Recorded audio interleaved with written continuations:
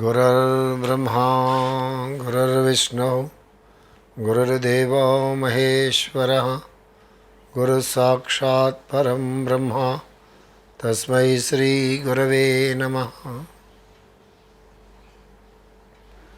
Master CVV नमस्कारम.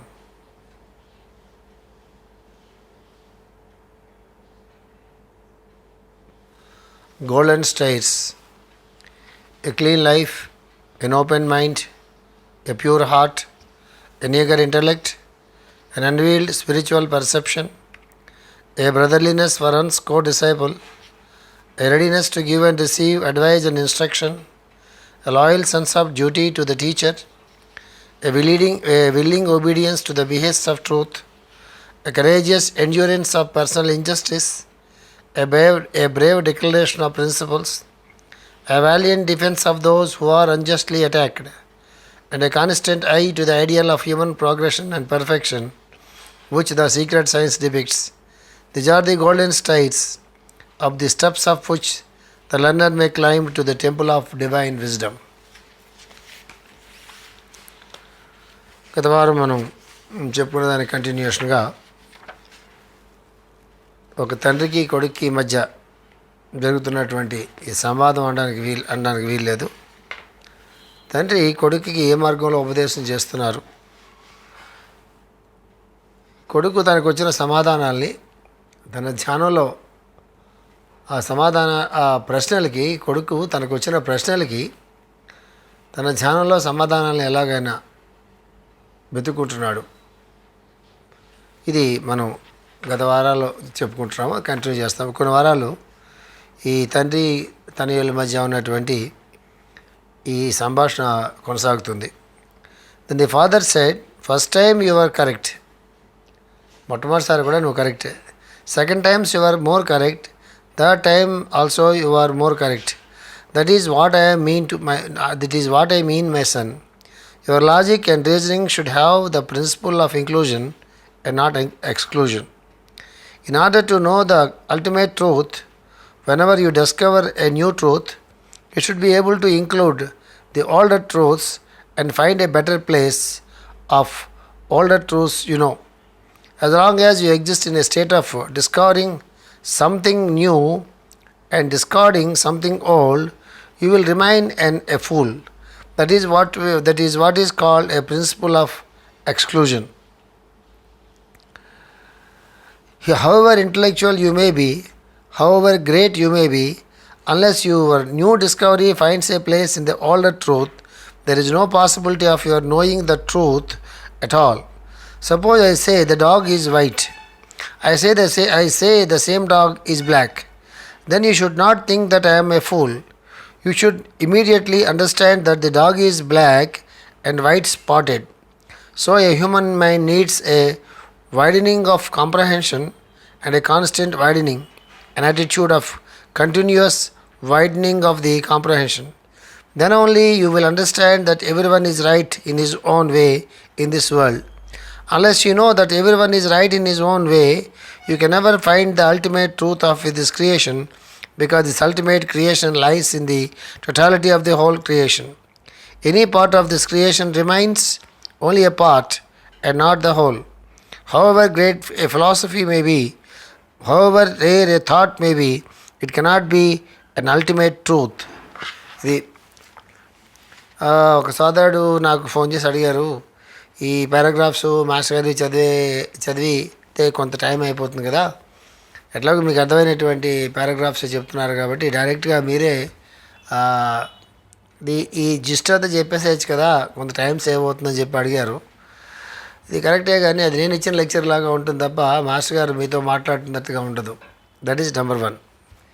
Second point ఏంటంటే, ఇంత deep సబ్జెక్ట్ని, ఇంత అడ్వాన్స్డ్ సబ్జెక్ట్ని మాస్టర్ గారు ఎంత సింపుల్గా ఇంగ్లీష్లో ప్రజెంట్ చేశారు అనేటటువంటిది కూడా మనకు అర్థం కావాలి.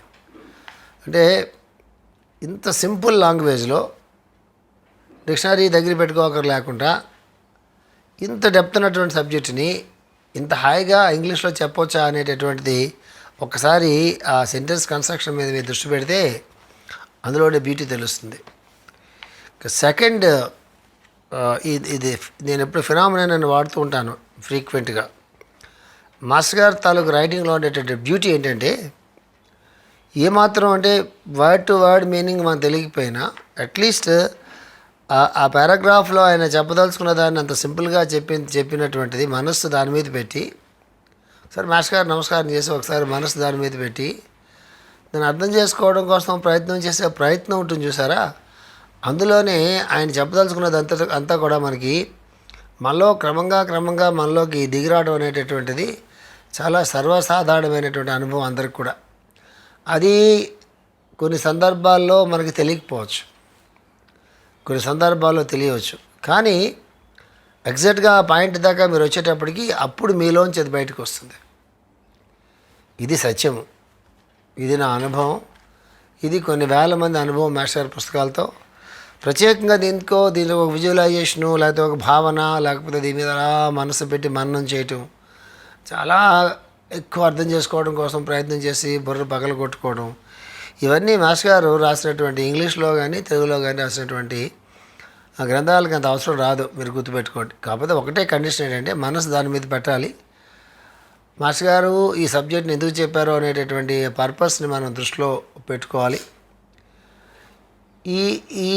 ఏ జ్ఞానం అయితే మాస్టర్ గారు మనకిస్తున్నారో అది మనలో కరుగుతుంది, తనలో మనల్ని కరిగించుకుంటుంది, మన జీవితానికి ఒక ధన్యత అనేది ఏర్పడుతుంది. ఆ జ్ఞానం అనేటటువంటి ఒక మహా సామ్రాజ్యంలోకి మనం అడుగు పెడుతున్నాం అనేటువంటిది ముందు మనం గట్టిగా నమ్మాలి. ఇది క్యాజువల్ రీడింగ్ మాత్రం ఇవ్వకూడదు, క్యాజువల్ లిజనింగ్ కూడా ఇవ్వకూడదు. అన్నీ వీడియోస్ చూస్తున్నట్టుగా ఏదో పనులు చేసుకుంటూ అటు ఇటు తిరుగుతూ వింటే ఈ సబ్జెక్ట్స్ బుర్రలో ఎక్కవు, అది గుర్తుపెట్టుకోండి. ఈ పారాగ్రాఫ్ చాలా వండర్ఫుల్ పారాగ్రాఫ్. ఇది మనకి అంటే అన్ని పారాగ్రాఫ్స్కి ఇలా చెప్తుంటాను నేను, అంచేది ఏంటి అన్నీ ఇలా చెప్తాను అనుకోవాకండి. ఒక్కొక్క పారాగ్రాఫ్లో ఒక్కొక్క డైమెన్షన్ ఉంటుంది. ఈ పారాగ్రాఫ్లో ముఖ్యంగా చాలామందికి చాలా డైమెన్షన్స్ ఓపెన్ అవుతాయి. ఇప్పుడు చెప్పుకుందాం. In order to know the ultimate truth, whenever you discover a new truth, you should be able to include the older truths and find a better place of older truths, ఏదైనా కొత్త విషయాన్ని మనం తెలుసుకుంటున్నప్పుడు, కొత్త సత్యాన్ని మనం దర్శించినప్పుడు వెంటనే మనం దీనికి దాన్ని ముందున్న సత్యాన్ని కూడా మనం తెలుసుకుని దాన్ని ఇంక్లూడ్ చేసుకోవాల్సమా అని చెప్తున్నారు మాస్టర్ గారు. సాధారణంగా ఏం జరుగుతుందంటే, కొత్తగా వింత పాతక రోత అనే సామెత చాలా గొప్ప సామెత తెలుగులో. ఒక కొత్త విషయం తెలియగానే మనకి ఏమనిపిస్తుంది తెలుసా, అది మనకి చాలా గొప్ప విషయాలు మనకు తెలిసినట్టుగా, లేకపోతే మనం దేనో మనం కనిపించినట్టుగా, ఆ జీవితంలో చాలా అచీవ్ చేసినట్టుగా, మనం మిగతా వాళ్ళకన్నా మనం చాలా ఎన్నో స్థాయిలు పైన ఉన్నట్టుగా, మిగతా వాళ్ళకి అర్థం చేసుకోలేనట్టుగా, ఆ స్థాయికి ఇంకా వాళ్ళు చేరినట్టుగా, అట్లాంటి భావాలు అంటే మనకు తెలియకుండా ఈగో అనేటటువంటిది ఇంకా బలపడిపోతూ ఉంటుంది. మనకు తెలియకుండా జరిగిపోతున్నటువంటి ఇబ్బందులు ఇవన్నీ కూడా.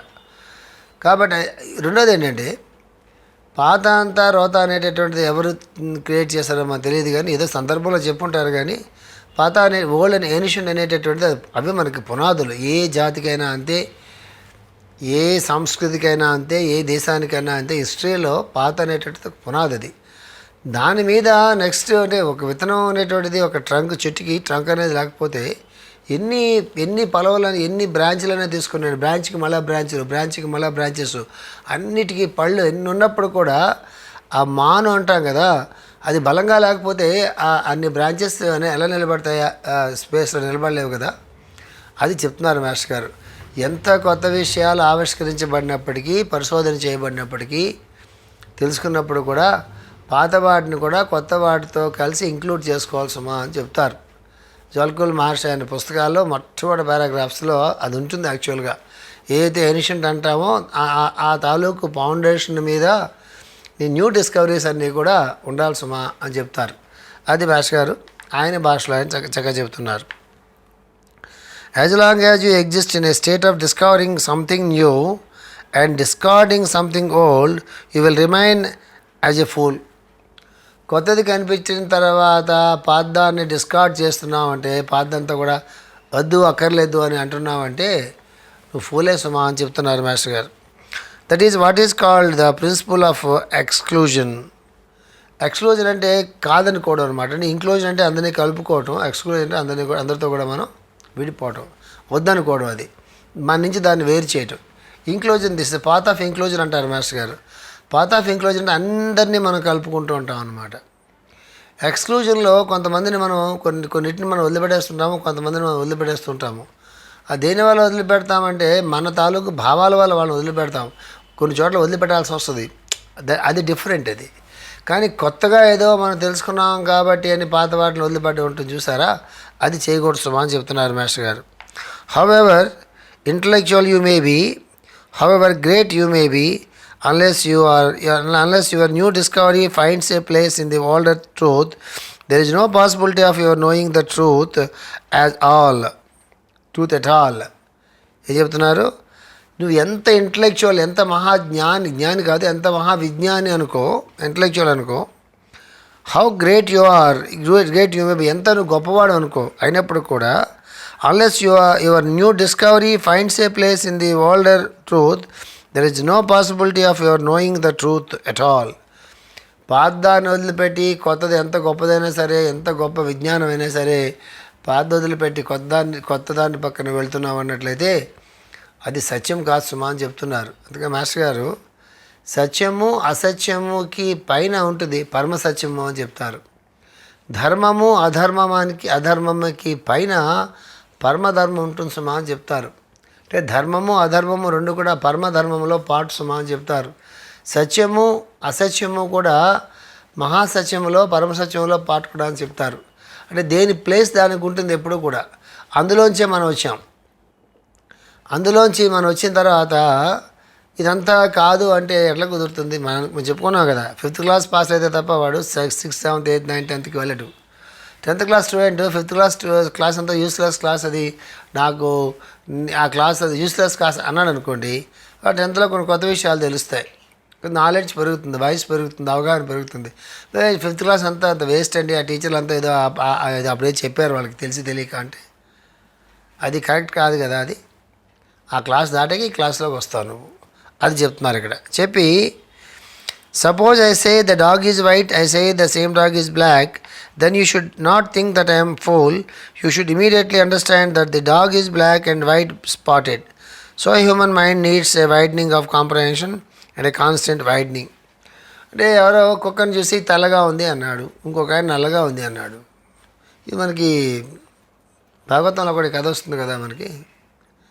దితి అతిథి వాళ్ళిద్దరూ కూడా ఒక ఆవుని చూసి తెల్లగా ఉందని ఆవిడి, నల్లగా ఉందని ఈవిడి, ఇద్దరు కూడా పందాలు పెట్టుకుని, పెద్ద కథ కదా భాగవతంలో అది. దితి అతి అక్కడి నుంచే కదా దైత్యులు దేవతలు అందరూ పుట్టడం, గరుక్మంతుడు పుట్టడం, అనూరుడు పుట్టడం, ఎంత పెద్ద కథ కదా అది. అది మాస్టర్ ఇక్కడ సింపుల్గా వేరే దీంట్లో చెప్తున్నారు. ఏం చెప్తున్నారు? కుక్క నల్లగా ఉంది తెల్లగా ఉంది అంటే, నల్లగా ఉన్నవాడు లేలే తెల్లగా ఉంది నువ్వు తప్పు అంటే వీడు తప్పు అంటే కాదు, అది బ్లాక్ డాగు వైట్ స్పాట్స్ ఉన్నాయి, వైట్ స్పాట్స్ చూసినటువంటి వాడు వైట్గా ఉందని చెప్పాడు, బ్లాక్ కలర్ చూసినప్పుడు బ్లాక్ అని చెప్పాడు. కానీ ఆ కుక్కలో 2 కలర్స్ ఉన్నాయి, వైట్ ఉంది బ్లాక్ ఉంది. ఆ రెండింటినీ కలిపి చూడాల్సమా అని చెప్తున్నారు. నీ తాలూకు అవగాహన నువ్వు పెంచుకోవాల్సమా అని చెప్తున్నారు. నీ అవగాహన అనేది పెంచుకొని ఉండాలి. అంతకంతకు నీ థింకింగ్ అనేటువంటిది, ఆలోచన విధానం అనేటటువంటిది వైడనింగ్, అది పెరుగుతూ ఉండాలి. అది ఎట్లా పెరుగుతూ ఉండాలని అడిగితే మన ఒక అపార్ట్మెంట్ ఉందనుకోండి, దానికి కింద ఫ్లోర్లో ఉంటే ఎంత కనిపిస్తుంది మనకి? కింద ఫ్లోర్లో ఉంటే ఆ చుట్టుపక్కల సరౌండింగ్స్ మాత్రం కనిపిస్తాయి. 3rd ఫ్లోర్లోకి వెళ్ళామనుకోండి, మన మేడతో పాటుగా మిగతా కొంచెం దూరంగా ఉన్నటువంటి మేడలు కూడా కనిపిస్తాయి. అదే 20th 30th ఫ్లోర్లోకి వెళ్ళామనుకోండి, ఆల్మోస్ట్ ఆ ఊర్లో చాలా పార్ట్ కనిపిస్తూ ఉంటుంది. ఆ ఊరికి మధ్యలోనో చివరిలోనో అక్కడ చాలా పెద్ద కొండ ఉందనుకోండి. ఈఫిల్ టవర్, ప్యారిస్ వెళ్ళామనుకోండి, ప్యారిస్లో ఈఫిల్ టవర్ ఎక్కామనుకోండి, మన కన్ను ఎంత దూరం చూడగలదో అంత దూరం కూడా ప్యారిస్ టౌన్ కనిపిస్తూనే ఉంటుంది. అది వైడనింగ్ అవడం అంటే మన తాలూకు అవగాహన పెరుగుతున్న కొలది మనలో నిజమైన జ్ఞానం అనేది, నిజమైన విజ్ఞానం కాదు, నిజమైన జ్ఞానం అనేది పెరుగుతున్న కొలది మన దృష్టి అనేటటువంటిది ఏది ఎలా పెరుగుతూ ఉంటుంది, మన అవగాహన అనేటటువంటిది బాగా పెరుగుతూ ఉంటుంది, అర్థం అనేటువంటిది బాగా పెరుగుతూ ఉంటుంది. అంటే తొందరపాటుతనం బాగా తగ్గుతుంది. ఇది ఆ లిమిటెడ్నెస్ అంటాం కదా, అది బాగా తగ్గుతుంది. అది అర్థం చేసుకోవాలి.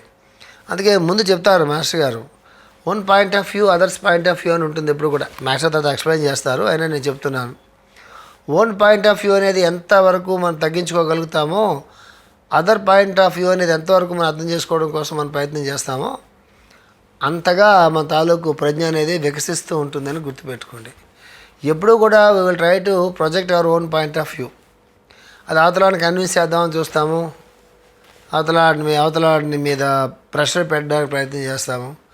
అంటే ఏదో రకంగా మన పాయింట్ ఆఫ్ వ్యూ అనే దాన్ని ఒప్పించడం కోసం మనం ప్రయత్నం చేస్తాము. అక్కడే ఆర్గ్యుమెంట్స్ అనేవి మొదలవుతూ ఉంటాయి. అది కామన్గా ఏ ఇద్దరి మధ్యన ఉంటుంది. ఎందుకంటే ప్రతివాడికి ఓన్ పాయింట్ ఆఫ్ వ్యూ ఉంటుంది. Everybody unique by himself or by herself అంటారు కదా. ఆ యూనిక్ అనేటటువంటి లక్షణం ఎందుకు ఉపయోగించాలి, మనం లాస్ట్ టైం కూడా చెప్పుకున్నాం. ఒక యూనిక్ క్వాలిటీ మన దగ్గర ఉన్నప్పుడు, ఆ స్పెషలైజేషన్ మన దగ్గర ఉన్నప్పుడు దాన్ని 10 మందికి ఉపయోగించేటటువంటి ఒక లక్షణం కూడా మన దగ్గర ఉండాలి. అదే దైవదత్తమైన లక్షణం అంటే.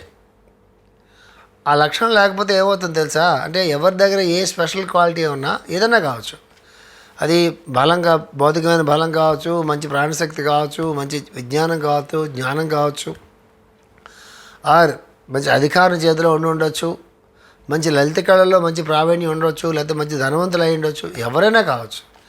ఇదంతా కూడా మనకి భగవద్దత్తంగా వచ్చిందని అనేటటువంటిది ఒక అవగాహన అనేది వాళ్ళ పూర్వజన్మ సంస్కారం అనండి, లేకపోతే ఏ సంస్కారం వలన అట్లాంటి లక్షణం వచ్చినప్పుడు తన దగ్గర ఇతరుల దగ్గర లేనిది తన దగ్గర ఏదైతే ఉందో దాన్ని ప్రపంచానికి ఎట్లాగో ప్రపంచానికి ఉపయోగపడేలాగా ఎలా చేద్దామనే ఒక భావన కలిగినప్పుడు, అందరికీ ఏ భావన ఉన్నప్పుడు షేరింగ్ అనేటటువంటి ఒక లక్షణం వస్తుంది. For the welfare of the other people or society or nation or humanity or globe, ఏదైనా సరే.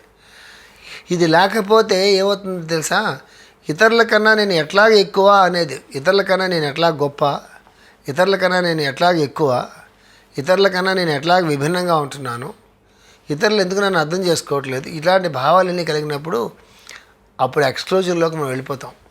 ఇది చాలా వండర్ఫుల్. అంటే మేనేజ్మెంట్ కోర్సెస్లో, పర్సనాలిటీ డెవలప్మెంట్ కోర్సెస్లో సాధారణంగా అది ఉల్టాగా మనకు చెప్తూ ఉంటాయి. అంటే నువ్వు ఎట్లా ఎదగాలి, నువ్వు ఎట్లాగా సాధించుకోవాలి, నువ్వు అనుకున్నదాన్ని ఎట్లా సాధించుకోవాలి, నీ నాలెడ్జ్ ఎట్లా పెంచుకోవాలి, నీ రిచ్నెస్ ఎలా పెంచుకోవాలి, ఎట్లా నువ్వు టాపర్ కావాలి, ఇవన్నీ చాలా చెప్తుంటారు.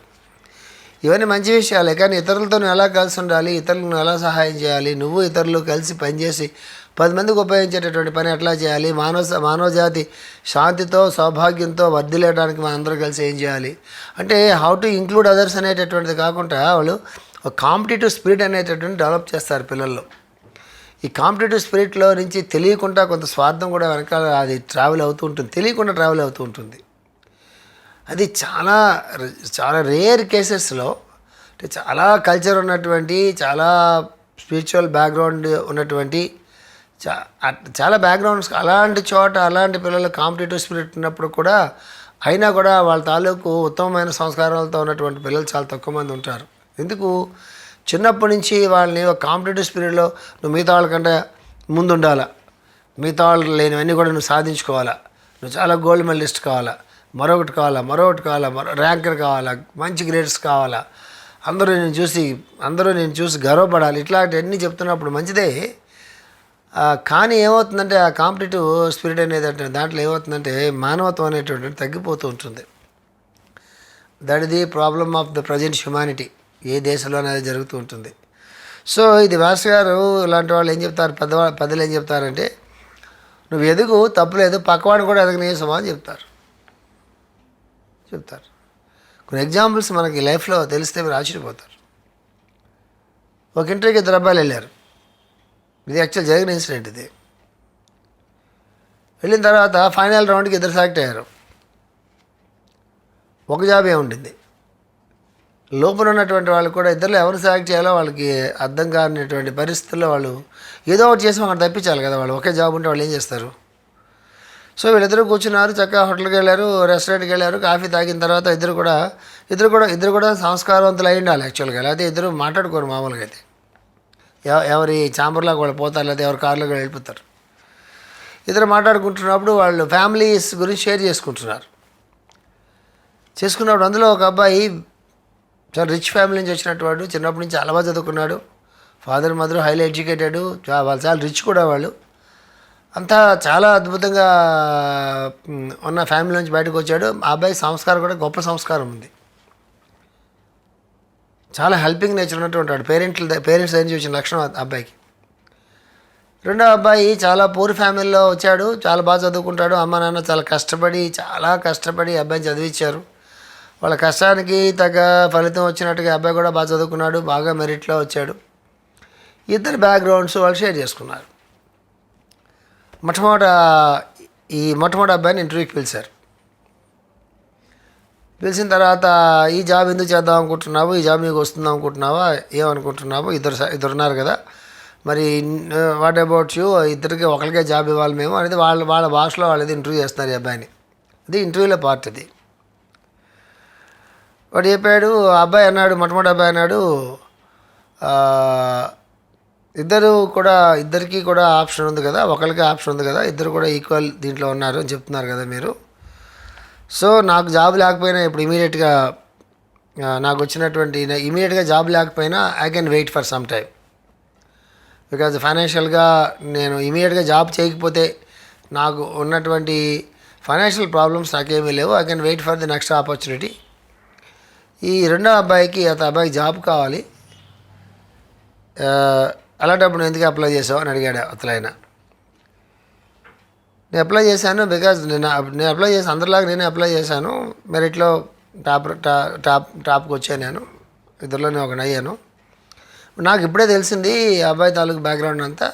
ఆ అబ్బాయికి మీరేం హెల్ప్ చేసినట్టు కాదు, అబ్బాయి కూడా ఈక్వల్గానే వచ్చాడు కాబట్టి అబ్బాయికి మీరేవి నేను ఫేవర్ చేయమని అడగట్లేదు మిమ్మల్ని నేను. By any chance if you can consider give the job to him. ఇప్పుడు నేను ఏదో త్యాగం చేస్తానని అనుకోవట్లేదు చెప్పాడు అబ్బాయి. నేను త్యాగం చేస్తాను అనుకోవట్లేదు, నేను త్యాగం చేయట్లేదు. The only thing is he needs a job to look after his family. నేనే కన్సిడర్ చేస్తే నేను ఏదో సింపతి చూపిస్తాను, అలాంటి భావాలు మీకొద్దు అని చెప్తే అప్పుడు ఆ అబ్బాయిని కూడా పిలిచాను. ఆ అబ్బాయిని పిలిచిన తర్వాత ఆ అబ్బాయిని అడిగారు, ఎట్లా జాబ్ నువ్వు ఏం చేస్తావు అంటే, ఇద్దరులో ఎవరు మెరిటోరియస్ వాళ్ళకి ఇవ్వండి, go head for the interview. And ఇద్దరులో ఎవరు మీకు నచ్చితే, ఎవరు మీ ఆఫీస్కి బాగా పనిచేస్తారు అనుకుంటున్నారో, ఎవరు మోర్ సూటబుల్ అనుకుంటున్నారో వాళ్ళకే ఇవ్వండి అని. వాళ్ళు ఎంత సంస్కారవంతులు అంటే, వాళ్ళు ఈ మొట్టమొదటి అబ్బాయి ఆఫర్ చేసిన సంగతి అబ్బాయికి చెప్పలేదు. వాళ్ళు చెప్తే ఈ అబ్బాయి ఇన్ఫీరియర్గా ఫీల్ అవుతాడో లేకపోతే హర్ట్ అవుతాడో గిల్టీ తెలియదు కదా. అంటే ఒక్కొక్కసారి మనుషులను చూస్తుంటే చాలా ఆనందం వేస్తుంది. వాళ్ళు చెప్పారు, సరే నేను మీకే జాబ్ ఆఫర్ చేస్తున్నాం అని చెప్పి షేక్ హ్యాండ్ ఇచ్చారు. బయటకు వచ్చారు.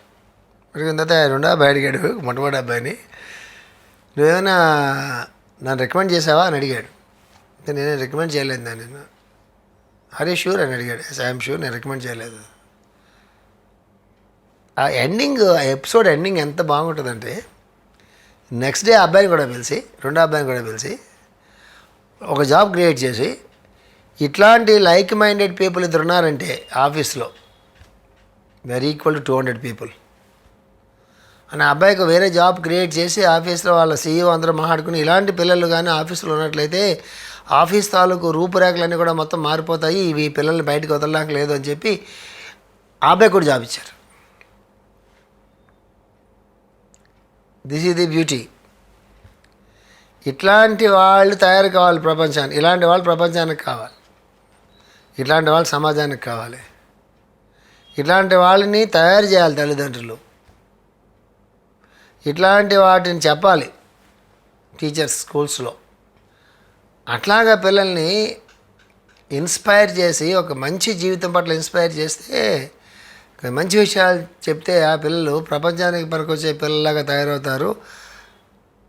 ఇఫ్ ఐఎమ్ రైట్, ఇంటెలిజెన్స్ ఇట్లాంటి యాటిట్యూడ్ అనేది ఉన్నట్లయితే ఇంటెలిజెన్స్ ఆటోమేటిక్గా అదే వస్తుంది. ఆఫరింగ్లో అంతా ఉంటుందండి. పొసెసివ్నెస్లో ఏమి ఉండదు. మనుషులు పొసెసివ్గా ఉంటారు, ఆఫర్ చేయడానికి సిద్ధంగా ఉండరు. ఇది okay. So then you should not think that I'm a fool. You should immediately understand that the dog is black and white spotted. So a human mind is widening of comprehension and a constant widening, an attitude of continuous widening of the comprehension. Then only you will understand that everyone is right in his own way in this world. అవగాహన అనేది పెరుగుతున్నప్పుడు ఏమనిపిస్తుంది తెలుసా? Everyone is right in his own way అని అనిపిస్తుంది. ప్రతివాడు వాడి ప్రకారంగా రైట్ సుమా అనిపిస్తుంది. అంటే వాడు తప్పు అనే భావన అనేది పోతుంది. ఒక 3 months లోపల అంటే మనం కంటిన్యూస్గా ప్రేయర్స్ చేసుకుంటున్నప్పుడు, కంటిన్యూస్గా మనం మెడిటేషన్స్ చాలా ప్రశాంతంగా చేసుకుంటున్నప్పుడు, కంటిన్యూస్గా మాస్టర్ గారు రాసినటువంటి పుస్తకాలు కానీ, వివేకానందుడు కానీ, అలాంటి మహాత్ములు జీవిత మొత్తాన్ని ప్రపంచానికి అంకితం చేసినట్టు మహాత్ములు తాలూకు బుక్స్ చదువుకుంటున్నప్పుడు కానీ, మనసు కంటిన్యూస్గా దాని మీదే ఎలాగో డెవలప్ అవుతున్నప్పుడు సడన్గా కొన్ని లోపల నుంచి సడన్గా కొన్ని ఆలోచనలు వస్తూ ఉంటాయి. అది ఆలోచన అనేది కూడా రైట్ వర్డ్ కాదేమో నాకు తెలియదు, కానీ ఎవేకనింగ్ అనేది రైట్ వర్డ్ వస్తూ ఉంటాయి మనకి సడన్గా. ఒక ఫ్రెండ్తో మాట్లాడుతున్నప్పుడు కరోనా టైంలో కొంతమంది చాలా దిగులపై, కొంతమంది డిప్రెషన్లోకి వెళ్ళిపోయారు, కొంతమంది టైం అంతా వేస్ట్ చేసుకున్నారు, కొంతమంది బాగా తినేసి వెయిట్ బాగా పెంచుకున్నారు, కొంతమంది చాలామంది ఆ టైంలో విపరీత నాలెడ్జ్ పెంచుకున్నారు. స్పిరిచువల్గా ఉండేటటువంటి చాలామంది పీపుల్ వాళ్ళ ఉపాసన పెంచుకున్నారు, వాళ్ళ సాధన పెంచుకున్నారు, వాళ్ళ బుక్ రైటింగ్ పెంచుకున్నారు. యూట్యూబ్లో అద్భుతమైన లెక్చర్లు ఇచ్చేటటువంటి వాళ్ళందరూ చాలామంది పెరిగారు. అంటే నెగిటివ్స్ అండ్ పాజిటివ్స్లో నా అబ్జర్వేషన్లో పాజిటివ్సే ఎక్కువ వచ్చినాయి కరోనా టైంలో. మానవజాతి అంతా చాలా శ్రమపడింది, కష్టపడింది, చాలా నష్టపోయింది. It's okay. అదంతా నడుస్తుండగా రెండవ సైడు చాలామంది స్పిరిచువల్గా చాలా గ్రో అయ్యారు. చాలామందిలో ఉండేటటువంటి సర్వీస్ యాటిట్యూడ్ అనేది బయటకు వచ్చింది. చాలామంది కరోనాను లెక్క పెట్టకుండా అసలు ఎంత అద్భుతమైన సర్వీస్ చేశారంటే, మానవ జాతిలో మానవుల్లో ఇంకా మంచితనం ఉందిరా అని మనకి ఒక్కసారి కరోనా తెలియజేసింది. వాళ్ళు చేసే సర్వీస్ చూస్తే. సో కరోనాకు భయపడలేదు వాళ్ళు. అమ్మ కరోనా మనకు వస్తే పోతారేమో అని భయం కూడా వాళ్ళకి లేదు. ఏ ఆధారం లేనటువంటి వాళ్ళకి అన్నం పెట్టారు. ఎవరన్నా చనిపోతే తీసుకెళ్ళి వాళ్ళే బరీ చేశారు, వాళ్ళే బర్న్ చేశారు, క్రిమేట్ చేశారు. మందులు ఇళ్ళకి పట్టుకెళ్ళి ఇచ్చారు, అన్నాలు పెట్టారు, వాళ్ళకి హాస్పిటల్స్ జాయిన్ చేశారు, అటెండ్ అయ్యారు. ఇంట్లో ఎవరు అటెండ్ అవ్వడానికి లేకపోతే వాళ్ళే అటెండ్ అయ్యారు, వాళ్ళే అటెండ్ అయ్యి మిగతా పనులు చేసి పెట్టారు. అంటే ఒక చెడులోంచి కూడా ఒక మంచి అనేది ఇప్పుడు బయటకు వస్తుందని చెప్పడం కోసం నేను మీకు చెబుతున్నాను. సో ఇలాంటి బ్యాక్గ్రౌండ్లో ఏం జరిగిందంటే, ఇలాంటి బ్యాక్గ్రౌండ్లో ఒక ఫ్రెండ్ నాకు ఏం చెప్పారంటే, నాకు సడన్గా ఒక ఆలోచన వచ్చింది నాకు అని చెప్పాను. ఏం ఆలోచన వచ్చిందంటే, చాలామంది మన దగ్గరికి వస్తుంటారు, అడ్వైస్కి వస్తూ ఉంటారు, చాలామంది వాళ్ళ బాధలు చెప్పుకుంటూ ఉంటారు, చాలామంది సలహా అడుగుతూ ఉంటారు. ఒకసారి వాళ్ళు తప్పులు చేస్తారేమో మనకు అనిపిస్తూ ఉంటుంది. మీరు తప్పు చేస్తున్నారు, ఇట్లా చేయొద్దు, ఇట్లా చేయండి అని మనం సలహాలు ఇస్తూ ఉంటాము. అది చెప్పాడు అబ్బాయి. సడన్గా నాకు ఏమనిపించిందంటే, వాళ్ళ ప్రకారంగా వాళ్ళు చేస్తుంటారు, వాళ్ళకి ఏది రైట్ అనిపిస్తుందో వాళ్ళ ప్రకారంగా చేస్తూ ఉంటారు. మనకి అప్పుడప్పుడు వాళ్ళు చేస్తుంది కరెక్ట్ కాదు అనిపించి ఇలా కాదు అట్లా చేయమని చెప్పి వాళ్ళకి ఏదో మనం అంటుంటే వాళ్ళ మనసు కష్టపెట్టుకుంటూ ఉంటారు. వినేవాళ్ళు వింటారు తక్కువ, మనసు కష్టపెట్టిన వాళ్ళు ఎక్కువ మంది ఉంటారు. So in their own way they are right. Then why should we comment and interfere? మరీ పరిస్థితి బాగాలేనప్పుడు నిజంగా 100% సిన్సియర్గా త్రికరణ శుద్ధిగా వాళ్ళు మన సలహా అడిగినప్పుడు వాళ్ళు 100 మందిలో 5 కూడా ఉండరు. అంతవరకు కామ్గా మన పని మనం చేసుకుంటూ పోతే చాలా బాగుంటుంది. ఎందుకు మన ప్రతి విషయానికి మనకు చాలా తెలిసినట్టుగా లేదా అందరికీ సలహాలు ఇచ్చి అందరినీ కరెక్ట్ చేసి అందరికీ ఏదో అడ్వైజులు ఇచ్చి ఇది చేయాలి, వాళ్ళు కూడా కరెక్ట్ ఏమో వాళ్ళు నేర్చుకుంటారు కదా తర్వాత మనం నేర్చుకున్నట్టుగా అనిపించింది అన్నట్టు. అది అతని లోపల నుంచి వచ్చింది అతనికి. అప్పటి నుంచి అతనిలో నేను చాలా మార్పు ఏం గమనించాను చెప్పమంటారా మీకు? అతను పీపుల్తో మాట్లాడుతున్నప్పుడు పూర్వం దానికి ఇప్పటికి చాలా తేడా. అంటే పూర్వం కొంచెం నెగిటివిటీ కనిపిస్తుండేది, తర్వాత టోటల్గా ఆల్ పాజిటివిటీకి వచ్చేసాడు అనమాట. వాళ్ళు చేయట్లేదు కామ్ ఊరుకుంటాడు, ఇది మాట్లాడు. పూర్వం అయితే చేయకపోతే వాళ్ళకి ఏదో చెప్పడమో ఇలా చాలా చేస్తుండేవాడు. చాలా కామ్ ఊరుకుంటాడు, ఆ పని ఎట్లా జరుగుతుందో అట్లా చేసుకెళ్ళిపోతూ ఉంటాడు. ఎవరైనా మాట్లాడుకుంటున్నారు అనుకోండి, తన వినేసి కామ్గా ఉండిపోతాడు, ఆ మాటల్లో తన మాట కలపడం. తన పుస్తకాలు చదువుకున్నాడు అనుకోండి, చదువుకుని ఉంటాడు, పుస్తకాల గురించి ఎక్కువ చెప్పడం ఎవరన్నా టాపిక్ వస్తే మాట్లాడతాడు, ఇట్లా చాలా బాగుందని. మెడిటేషన్ చేసే విధానం అతను చెప్పాడు నాకు. నేను మెడిటేషన్ విధానం అతను మారిపోయింది సమా అని చెప్పాడు. ఎట్లా మారింది? సిస్టమా మెడిటేషన్ మార్చేవా అని అడిగాను. నేనేం మార్చలేదు, అది మారిపోయింది అన్నాడు. ఎట్లా మారింది అంటే ఇది ఎక్స్ప్లెయిన్ చేయలేదు నేను, ఎట్లా మారిందో ఎప్పుడు ఎక్స్ప్లెయిన్ చేస్తాను నాకు తోస్తే అన్నాడు. ఇదంతా బ్యాక్గ్రౌండ్ ఏంటి చెప్పంటారా? Every person in this life, every individual in this life, they are right in their own way. అక్కడ చాలా రేర్ అకేషన్స్లో తప్ప మనం ఇంటర్ఫియర్ అయిపోయి వాళ్ళకి జడ్జిమెంట్లు ఇచ్చేసేసి, వాళ్ళకి కామెంట్లు ఇచ్చేసేసి, వాళ్ళకి వాకులు వేసేసి, వాళ్ళకి అడ్వైజులు ఇచ్చేసేసి అవసరం లేదు. ఇది చెప్పి ఇంకో లైన్ చెప్పుకున్న తర్వాత ఆపేద్దాం. So human mind needs a widening of comprehension and a constant widening, an attitude of continuous widening of the comprehension. Then only you will understand that everyone is right in his own way in this world. Unless you know that everyone is right in his own way, you can never find the ultimate truth of this creation, because this ultimate creation lies in the totality of the whole creation. ప్రతివాడు వాడి ప్రకారంగా right అనే దాన్ని నువ్వు ఒప్పుకునేంత వరకు ultimate truth of the creation అర్థం కాదు సుమా అని చెప్తున్నారు. Ultimate truth of the creation ఎందుకు వచ్చింది? ఇన్ని వైవిధ్యాలు మానవుల మధ్య ఎందుకు వచ్చినాయి? ఇన్ని వైవిధ్యాలు మానవతాలకు మేధస్సులో ఎందుకు వచ్చినవి? ఇవన్నీ కలిస్తేనే అల్టిమేట్ ట్రూత్ అవుతుంది సుమా అని తెలియాలంటే ఇతరులకి వాళ్ళ ఓన్ పాయింట్ ఆఫ్ వ్యూ వాళ్ళకి ఉంటుంది సుమా. వాడు తెలిసిన సత్యం వాడు సత్యం సుమా అని అర్థమయ్యేంత వరకు కూడా నీకు అల్టిమేట్ ట్రూత్ అనేది అర్థం కాదు సుమా అని ఇక్కడ మాస్టర్ గారు చెప్తున్నారు.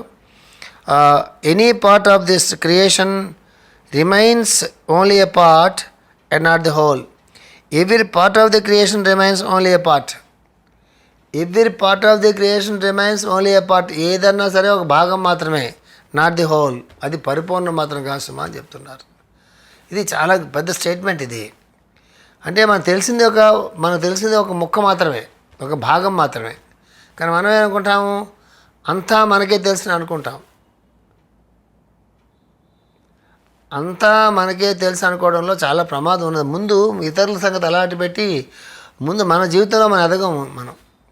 అందుకే బుద్ధుడు చెప్పినటువంటి ఒక మంచి ఎగ్జాంపుల్ చెప్పి నేను ఇవాళ ఆపుతాను. ఇది ఎప్పుడు మాస్టర్ గారు ఎగ్జాంపుల్ చెప్తూ ఉండేవారు. ఒక చెట్టు ఉందనుకోండి, చిన్న చిన్న పిందెలు ఉన్నాయి, లేకపోతే పువ్వులు లేకపోతే పిందెలు ఉన్న చెట్టుకి గాలి వేసినప్పుడు అది ఎలా శుభ్రంగా అన్ని కొమ్మలన్నీ చెట్లు ఆకులు కొమ్మలన్నీ ఊగుతూ ఉంటాయి, నిటారుగా ఉంటుంది చెట్టు. సీజన్ వచ్చింది, దానికి బాగా చెట్టు నిండా కాయలు కాసేసాయి, విపరీతమైన కాయలు కాసేసాయి, ఇలా ఏలాడుతున్నాయి. చాలా కాయలు కాసిన తర్వాత చెట్టు ఏమవుతుందని అన్ని కొమ్మలు కూడా కిందకు వంగుతాయి, కిందకి అవన్నీ ఇలా ఉన్న కొమ్మ ఖచ్చితంగా ఇలా కింద రావాల్సింది, ఎందుకంటే బాగా అన్ని కొమ్మలకి కాయలు ఉంటాయి కదా. బుద్ధుడు ఎగ్జాంపుల్ తీసుకుని ఏమీ తెలియనప్పుడు, జ్ఞానం లేనప్పుడు మనిషి ఇలా నిటారుగా ఉండి తల అంతా బయటకు ఉంటుంది, కళ్ళు పైకి ఉంటాయి. జ్ఞానం వచ్చిన తర్వాత చెట్టు నిండా పళ్ళు ఉన్నప్పుడు ఆ చెట్టు ఎలాగైతే కిందకు వంగుతుందో, జ్ఞానం అనేది వచ్చిన తర్వాత, జ్ఞానోదయం అయిన తర్వాత మనిషి తాలూకు తల కిందకు దిగుతుందట. అంటే వినయంతో తల కిందకు పెట్టుకుంటాడట. జ్ఞానం లేనప్పుడు తలంతా పైకి, కళ్ళున్న పైకి ఉంటాయట. జ్ఞానం వచ్చిన తర్వాత తన శిరస్సు కిందకు వంచి వినయంగా ఉంటాడు, అంటే వినయం పెరుగుతుంట. విజ్ఞానంతోనేమో అహంకారం పెరిగే అవకాశం ఉంటుంది, నిజమైన జ్ఞానం అయితే వినయ విధేయతలే పెరుగుతాయి అని మాస్టర్ గారు చెప్తారు. వచ్చేవారు మనం మిగతా చెప్పుకుందాం. స్వస్తి ప్రజాభ్య పరిపాలయంతాం న్యాయేన మార్గేణ మహిమహీషా గోబ్రాహ్మణేభ్య సోమస్తు నిత్యం లోకా సమస్తా సుఖినో భవంతు. ఓం శాంతి శాంతి శాంతి.